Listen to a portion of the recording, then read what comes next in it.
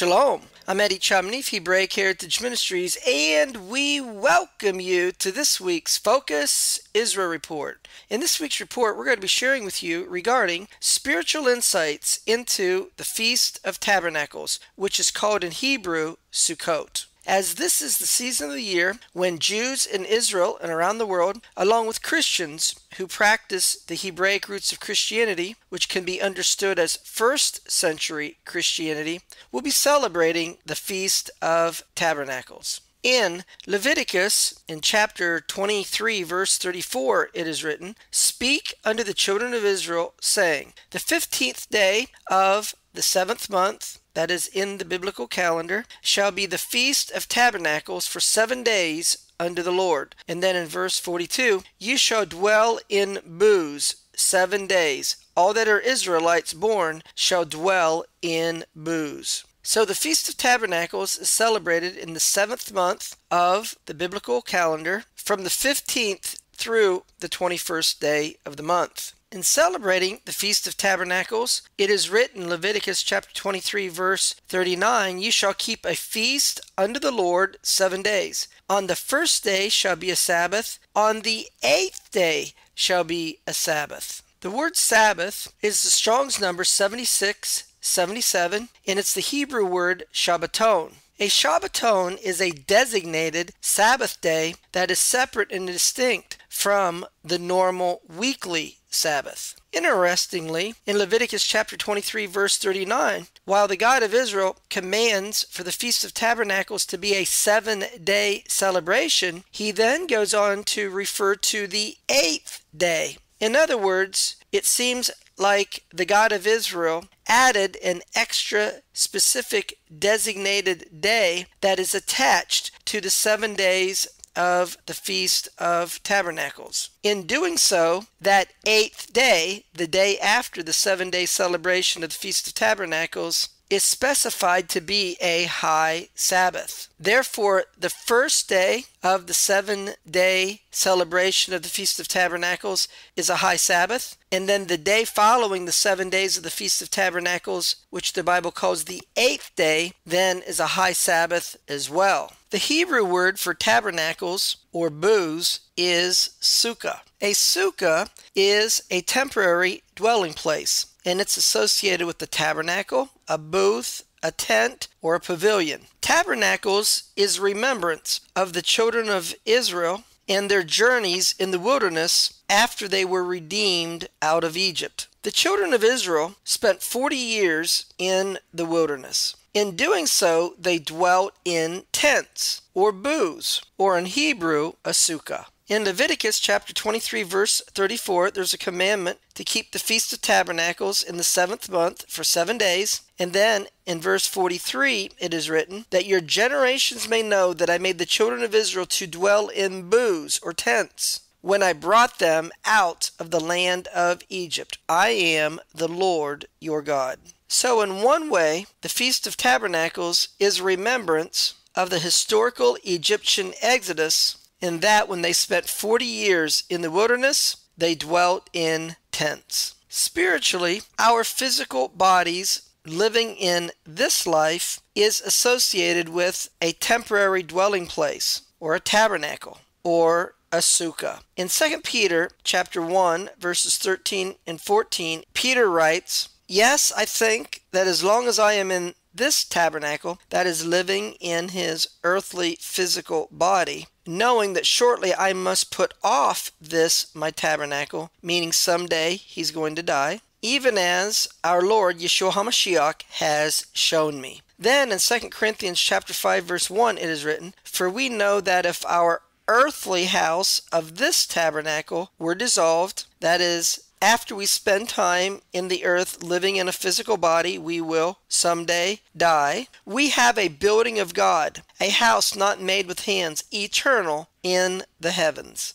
Not only our bodies, but our lives are likened unto a tabernacle, or a temporary dwelling, or existence. Speaking of Abraham and his life, in Hebrews chapter 11, verses 8 through 10, it is written, "By faith Abraham, when he was called to go out into a place which he should receive for an inheritance, he obeyed, By faith he sojourned in the land of promise, as in a strange country, dwelling in tabernacles or tents with Isaac and Jacob. For he looked for a city which had foundations, whose builder and maker is God. So a sukkah is a temporary dwelling place. It could be a tent, a pavilion, a tabernacle, and it can even be likened to our earthly physical bodies in the temporary time that we spend on this earth before we receive our eternal resurrected bodies. During the Feast of Tabernacles, on the first day of the 7-day celebration, there's a commandment to wave, among other things, palm branches. In Leviticus chapter 23, verse 40, it is written,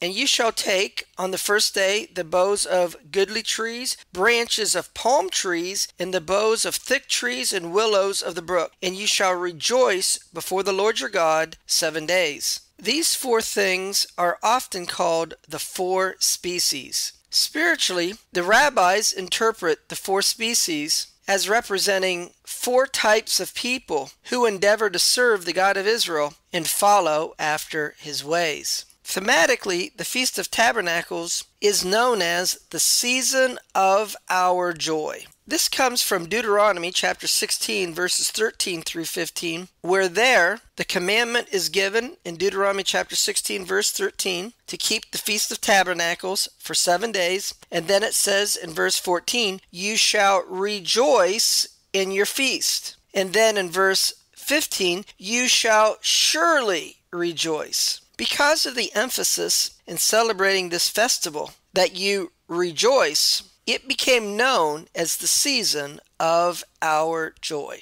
In addition to being associated with the season of our joy, the Feast of Tabernacles is called the Feast of All Nations.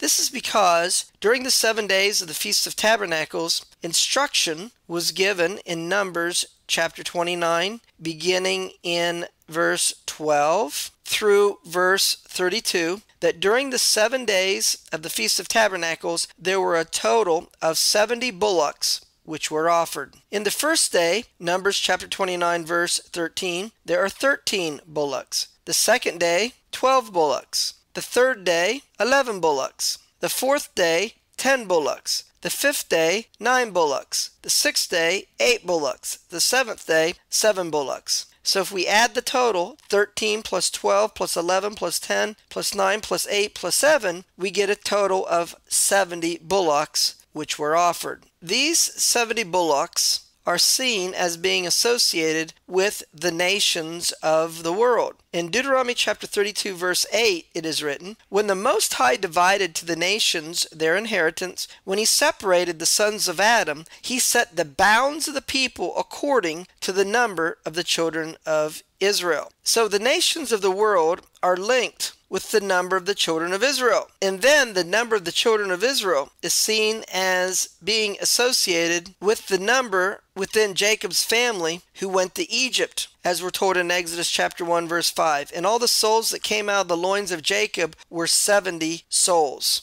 Then, following the flood, the sons of Noah, Shem, Ham, and Japheth, through their offspring, repopulated the earth and became the forefathers of the nations of the world. In Genesis, in chapter 10, verse 1, it is written, "Now these are the generations of the sons of Noah, Shem, Ham, and Japheth, and unto them were sons born after the flood." Verse 32, "These are the families of the sons of Noah after their generations in their nations, and by these were the nations divided in the earth after the flood." So in Genesis chapter 10, the number of nations totaled 70. Therefore, a link is made between the 70 bullocks that are offered during the Feast of Tabernacles and the number from the family of Jacob who went to Egypt, which totaled 70 in Exodus chapter 1 verse 5, and 70 also being the nations of the world after the flood from Genesis chapter 10. So this is how the Feast of Tabernacles is linked or associated with the Feast of All Nations.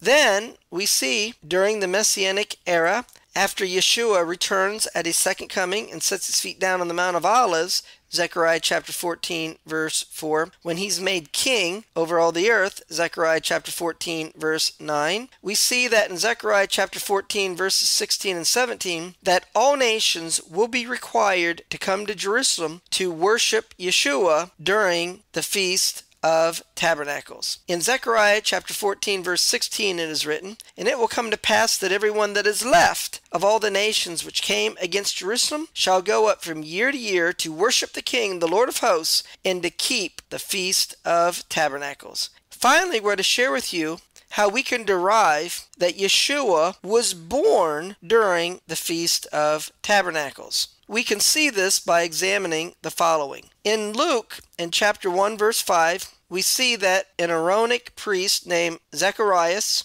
who is the father of John the Baptist, that he was of the priestly course of Abiah. In 1 Chronicles, in chapter 24, we can see that the course of Abiah was the 8th course of priests. In the days of King David, Israel was divided into 24 courses of priests. Each course of priests would serve in the temple. Given that there are 52 weeks in the year, that means that each course would serve twice during the year. During the festivals, all the courses would serve in the temple. Given that Zacharias was the 8th course of the priests, being of Abiah, this tells us the time of the year when this event would have happened. In Luke chapter 1, verse 9, we see that Zacharias is burning incense in the temple, and in doing so, he's offering prayers unto the God of Israel, wherein the angel of the Lord appeared to him in Luke chapter 1, verse 11, and told him in Luke chapter 1, verse 13, that his prayers